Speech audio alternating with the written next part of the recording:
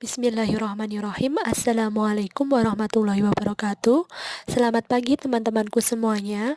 Pada kali ini saya akan membahas salah satu topik dari manajemen keuangan, yaitu cost of capital atau sering disebut dengan biaya modal. Untuk lebih jelasnya akan saya bahas satu persatu. Dimulai dari modal. Modal berdasarkan sumbernya itu dibagi menjadi dua bagian, yaitu modal asing dan modal sendiri. Modal asing merupakan modal yang berasal dari luar perusahaan atau eksternal, yang berarti bukan dari aktivitas perusahaan itu sendiri. Contohnya berupa pinjaman dari kreditur, supplier, maupun pinjaman dari bank.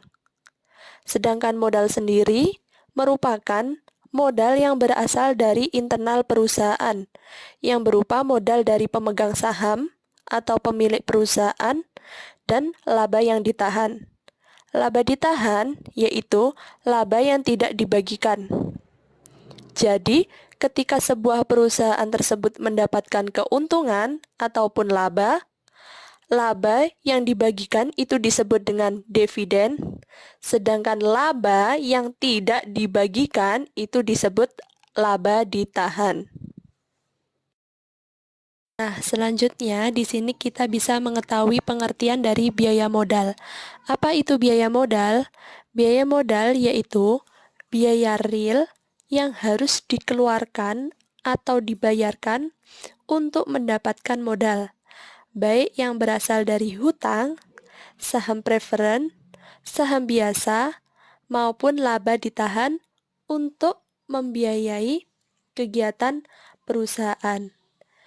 Jadi, untuk melakukan sebuah kegiatan perusahaan, kita butuh yang namanya sumber pendanaan. Sumber pendanaan tersebut kita peroleh dari utang, saham, maupun laba yang ditahan tersebut. Nah, dari sumber yang kita dapatkan tersebut, ada biaya yang harus kita keluarkan, yang disebut dengan biaya modal.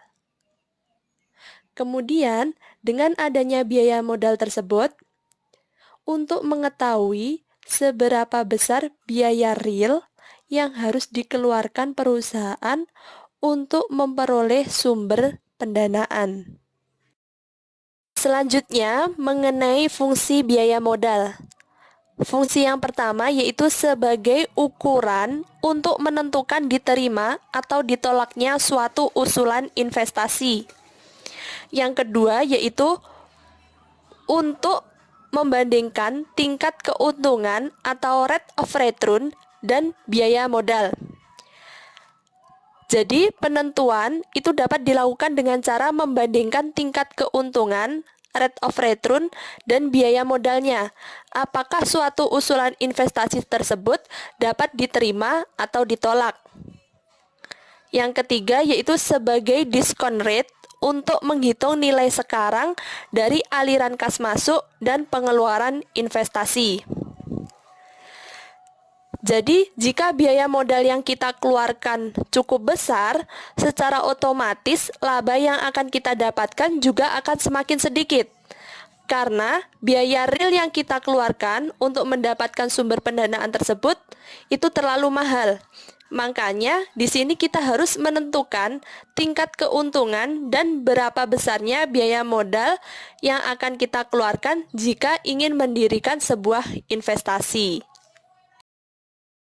Selanjutnya, mengenai biaya modal berasal dari berbagai sumber, di antaranya hutang jangka pendek, hutang jangka panjang, saham preferen, laba yang ditahan, dan saham biasa. Itulah sumber-sumber pendanaan yang bisa diperoleh perusahaan untuk mendanai aktivitas perusahaannya. Selanjutnya, saya akan membahas masing-masing dari biaya modal tersebut.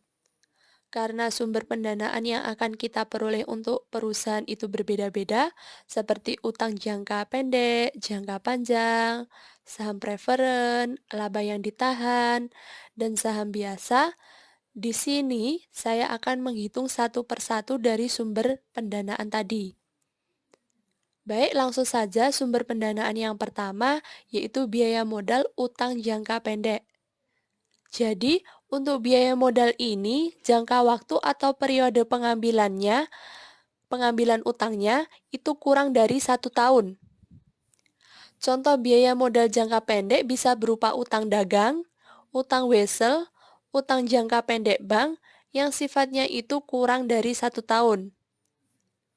Nah, untuk rumus biaya modal jangka pendek yaitu KT sama dengan KB buka kurung 1 min T tutup kurung. Di mana KT itu sebagai biaya utang jangka pendek setelah pajak, KB biaya utang jangka pendek sebelum pajak sebesar tingkat bunga utang, T sebagai tingkat pajak. Langsung ke contoh soalnya, sebuah perusahaan membeli bahan baku secara kredit. Bunga kredit tersebut sebesar 10%. Tingkat pajak penghasilan itu sebesar 40%, maka biaya utang setelah pajak sebesar.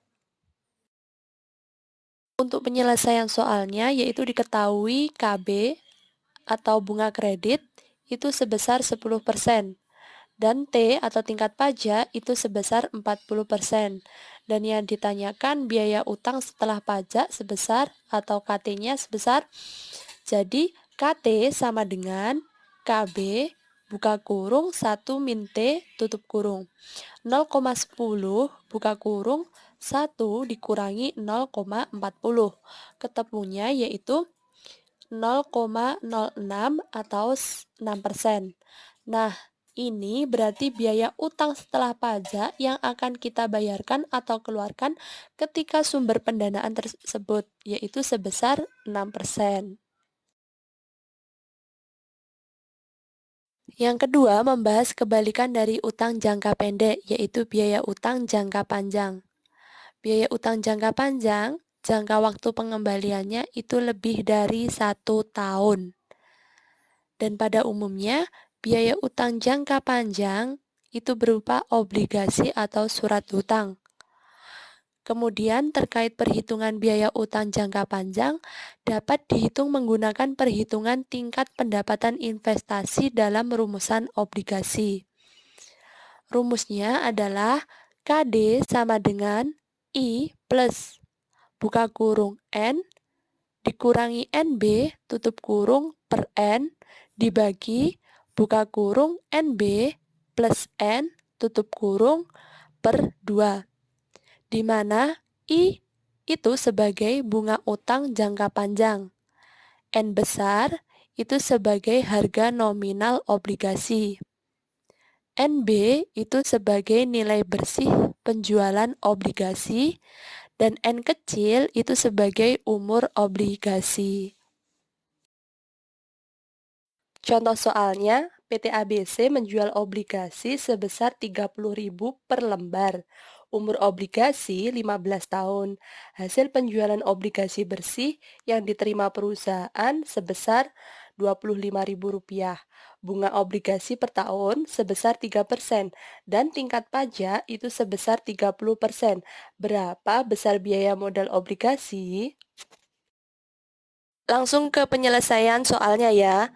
Nah, di sini kita hitung bunganya terlebih dahulu karena bunga yang diminta itu dalam per tahun ya. Mencari bunga dalam 1 tahun itu caranya dapat kita lihat nilai nominal obligasi itu dikali dengan bunga obligasi per tahun. Jadi 30.000 itu dikali dengan 3%. Ketemunya yaitu Rp900. Jadi per lembarnya itu senilai Rp900 atau bunga dalam 1 tahun. Nah, penyelesaiannya langsung saja KD sama dengan I plus N dikurangi NB per N dibagi NB plus N per 2. Jadi, tinggal memasukkan angkanya tadi yang I itu yaitu 900 tadi, Rp900 ditambah dengan 30 dikurang 25 dibagi dengan 15 per 25 ditambah 30 dibagi dengan 2. Ketemunya yaitu 0,044 atau setara dengan 4,4%. Itu belum biaya modal sebelum pajak. Kemudian dirubah menjadi biaya modal setelah pajak. Rumusnya yaitu KI sama dengan KD buka kurung 1 min T tutup kurung. Jadi KD-nya tadi dimasukkan 0,044 buka kurung 1 dikurangi 0,3 karena tingkat pajaknya 3%. Ketemu yaitu 0,0308 atau setara dengan 3,08%. Selanjutnya yang ketiga yaitu biaya modal saham preferen. Perhitungan antara saham preferen dan saham biasa tentu itu berbeda ya. Yang pertama kita hitung dulu yaitu biaya modal saham preferen. Biaya saham preferen merupakan biaya real yang harus dibayar jika perusahaan menggunakan dana dengan menjual saham preferen. Kemudian, tingkat keuntungan yang diperoleh investor merupakan biaya yang harus ditanggung oleh emiten atau perusahaan yang menerbitkan saham. Rumus saham preferen yaitu KP sama dengan DP per PNET, di mana KP itu sebagai biaya saham preferen, DP sebagai dividen saham preferen, dan PNET itu sebagai harga saham preferen saat penjualan.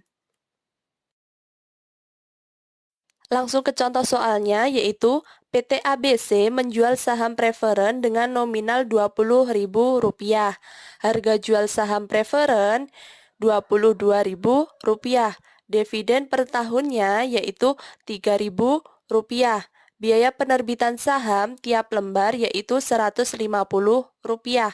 Maka biaya modal saham preferennya adalah, langsung saja diketahui DP atau dividen saham preferennya itu sebesar Rp3.000 dan P0-nya itu harus dikurangi dulu dengan harga jual saham dikurangi dengan biaya penerbitan terlebih dahulu. Kemudian ketemu P0 atau PNET-nya yaitu Rp22.000 dikurangi Rp150 ketemu Rp21.850. Yang ditanya yaitu biaya modal saham preferen atau KP-nya, yaitu KP sama dengan DP per P0. Jadi 3.000 itu dibagi dengan Rp21.850, ketemunya 13,72%. Jadi, biaya modal saham preferen itu sebesar 13,72%.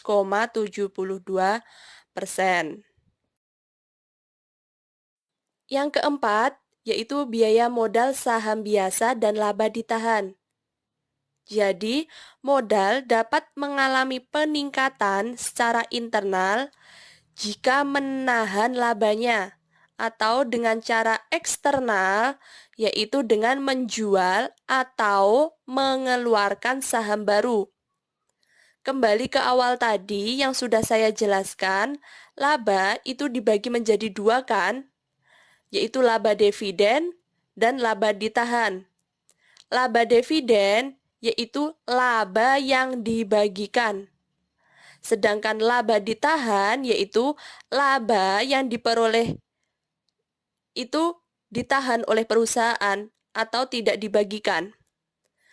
Kemudian, untuk menghitung biaya ekuitas atau biaya modal, itu menggunakan dua pendekatan.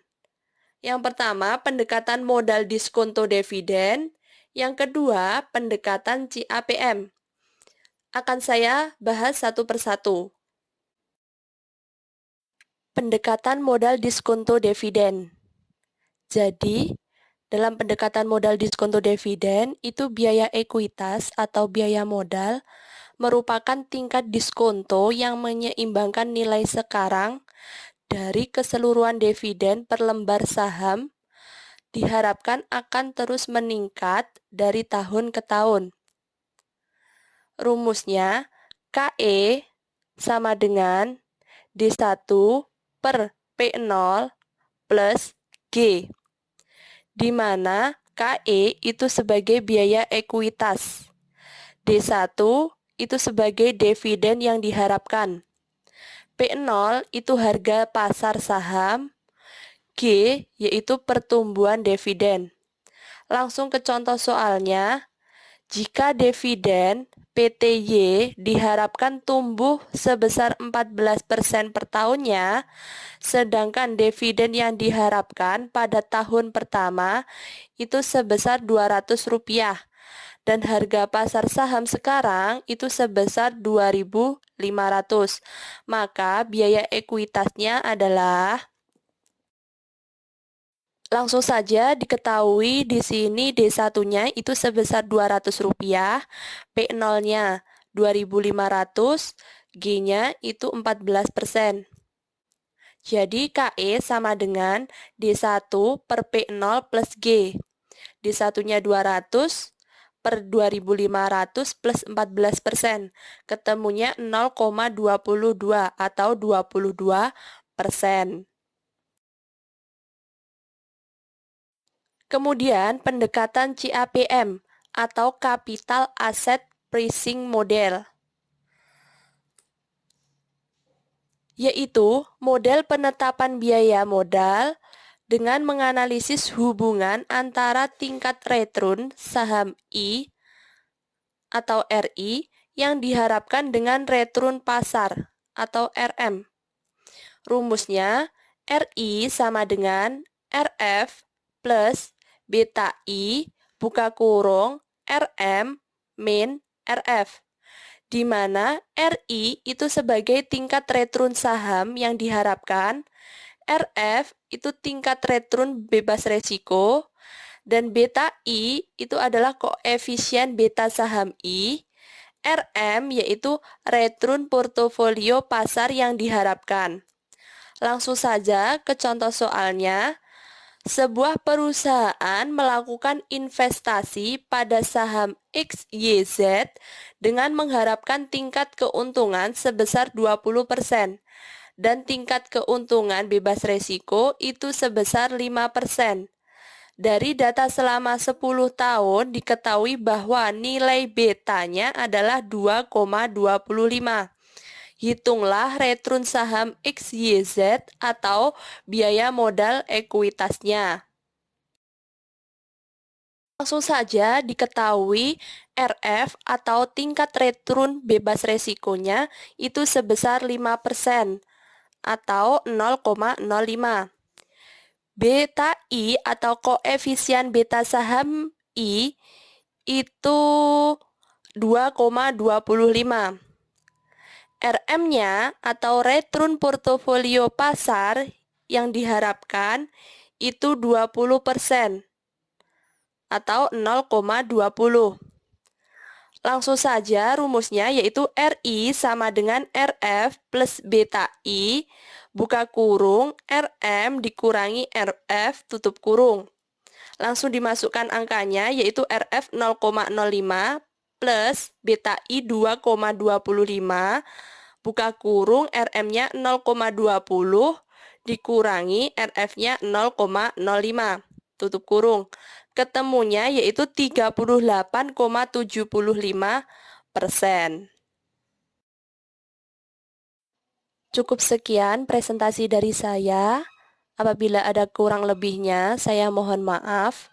Wassalamualaikum warahmatullahi wabarakatuh.